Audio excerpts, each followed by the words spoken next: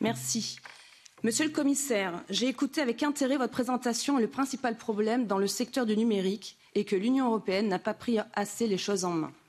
Un exemple de cette indécision concerne les manquements à agir contre les géants du numérique, les GAFA, pour qu'elles payent enfin des impôts en Europe.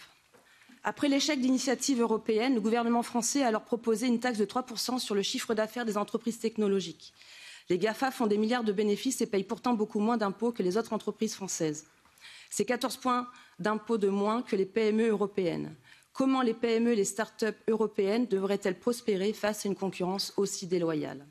Ainsi, il n'est pas surprenant que nous n'ayons pas nos propres champions européens dans le secteur du numérique.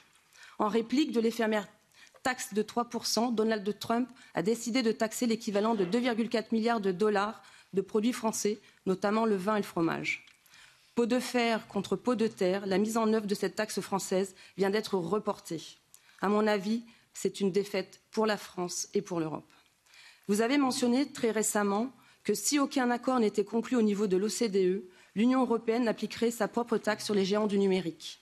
Cependant, l'opposition de certains États membres de l'Union européenne, comme l'Irlande, la Suède et le Danemark, n'a pas permis de parvenir à un accord sur la taxe sur les géants du numérique.